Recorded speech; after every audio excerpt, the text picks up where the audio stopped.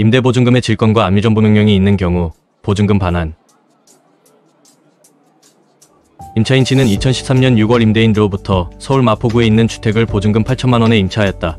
그 보증금을 마련하기 위하여 임차인 G는 2013년 7월 기 은행으로부터 5,200만 원을 대출받았다. 기 은행은 그 대출금을 담보하기 위하여 임차인 G의 임대인 D에 대한 임대차 보증금 반환 채권의 6,240만 원을 한도로 근질권을 설정하고 임대인 D의 승낙을 받았다. 원고 보증보험사는 2013년 7월 19일 임차인 G와 사이에 임차인 G의 기은행에 대한 대출금에 관하여 개인금융신용보험 계약을 보험금 5,720만 원으로 정하여 체결하였다. 그 계약에서 임차인 G는 원고 보증보험사가 피보험자인 이 은행에 보험금을 지급한 때에는 원고에게 그 금액과 그에 대한 지연손해금을 지급하기로 약정하였다. 피고는 임차인 G를 청구금액 1억 1,245만 원인 지급명령을 받고 이를 집행권원으로 하여 임차인 G의 임대인 D에 대한 임대차 보증금 반환 채권에 관하여 채권 압류 및 전부명령을 받았다. 그 명령은 2015년 4월 17일 임대인 D에게 도달하였고 이는 2015년 4월 23일 피고에게 임대차 보증금 8천만 원 전부를 지급하였다. 임차인 G는 기 은행에 대한 대출금을 변제하지 아니하였고 원고 보증보험사는 신용보험계약에 따라 2015년 12월 11일 기 은행에 보험금 5,585만 8천 원을 지급하였다. 기 은행은 그날 임차인 G의 임대인 D에 대한 임대차 보증금 반환 채권에 관하여 설정한 근질권을 원고 보증보험사에게 양도하고 2016년 2월 26일 임대인 D에게 확정일자 있는 증서로 채권 양도 사실을 통지하였다.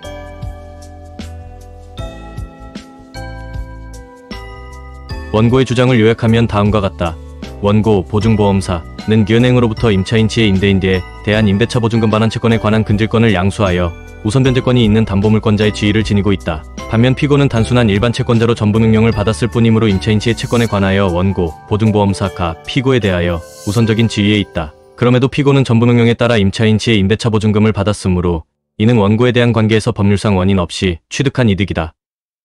따라서 피고는 질권 설정액 6,240만 원을 한도로 원고 보험사가 임차인 G에 대하여 가지는 구상금에 해당하는 금액을 부당이득으로 반환해야 한다. 1심 재판부는 피고는 전부명령에 따라 제세채무자인 임대인으로부터 채권을 변제받았을 뿐 부당이득을 얻었다고 볼 수는 없다고 판시하였습니다. 그 이유를 보면 임차인 G의 임대인 D에 대한 임대차 보증금 반환 채권에 관하여 기은행이 근질권을 가지고 있었다고 하여 동산의 질권자나 근대당권자와 같은 우선 변제권이 있는 것은 아니다. 다만 기은행은 민법 제353조에 따라 임대인 D에 대하여 근질권의 피담보 채권인 대출채권을 직접 청구하거나 민법 제354조에 따라 압류, 취명령, 전부명령 등 민사집행법에 정한 집행방법에 의하여 질권을 실행할 수 있을 뿐이다. 피고는 전부명령에 따라 제세채무자인 D로부터 임대차 보증금을 받았으므로 정당하게 채권을 변제받은 것이다. 당시 임대인 D와 전부명령에 따른 채무뿐만 아니라 기은행의 근질권이 설정된 채무도 함께 부담하고 있었더라도 임의로 피고에게 지급한 이상 정당한 변제라는 것이 달라지지는 않는다. 즉 임대인 D가 기은행의 근질권이 먼저 설정되었다는 이유로 피고의 전부명령에 따른 채무의 이행을 거절하거나 공탁하는 등의 조치를 하지 아니하고 피고에게 변제하였으므로 정당한 채권을 가지고 있는 피고에 대하여 그것이 부당이득이 될 수는 없는 것이다. 따라서 원고의 주장은 받아들일 수 없다는 것이었습니다. 2심 법원도 1심과 결론에서 동일하였는데 그 이유를 보면 타인에 대한 채무의 담보로 제3채무자에 대한 채권에 대하여 권리질권을 설정한 경우 질권 설정자가 민법 제450조의 규정에 의하여 제3채무자에게 질권 설정의 사실을 통지하거나 제3채무자가 이를 승낙함이 아니면 이로써 제3채무자, 기타 제3자에게 대항하지 못한다. 민법 제349조 제1항 전항의 통지나 승낙은 확정일자 있는 증서에 의하지 아니하면 제3채무자 이외의 제3자에게 대항하지 못한다. 민법 제450조 제2항 질권 설정자가 제세채무자에게 질권 설정의 사실을 통지하거나 제3채무자가 이를 승낙한 때에는 제세채무자가 질권자의 동의 없이 질권의 목적인 채무를 변제하더라도 이로써 질권자에게 대항할 수 없고 질권자는 여전히 제3채무자에 대하여 직접 채무의 변제를 청구하거나 변제할 금액의 공탁을 청구할 수 있다.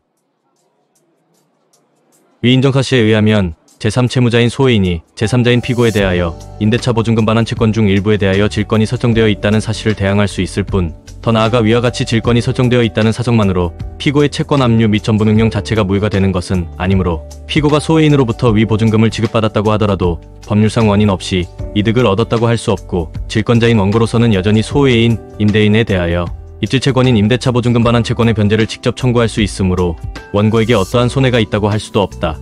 이와 다른 전제에선 원고의 청구는 이유 없다는 것이었습니다. 질권 설정자가 민법 제349조 제1항에 따라 제3채무자에게 질권이 설정된 사실을 통지하거나 제3채무자가 이를 승낙한 때에는 제3채무자가 질권자의 동의 없이 질권의 목적인 채무를 변제하더라도 질권자에게 대항할 수 없고, 질권자는 여전히 제3채무자에게 직접 채무의 변제를 청구할 수 있다. 질권의 목적인 채권에 대하여 질권 설정자의 일반 채권자의 신청으로 압류전부 명령이 내려진 경우에도 그 명령이 송달된 날보다 먼저 질권자가 확정일자 있는 문서에 의해 민법 제349조 제1항에서 정한 대항유건을 갖추었다면 전부 채권자는 질권이 설정된 채권을 이전받을 뿐이고, 제3채무자는 전부 채권자에게 변제했음을 들어 질권자에게 대항할 수 없다.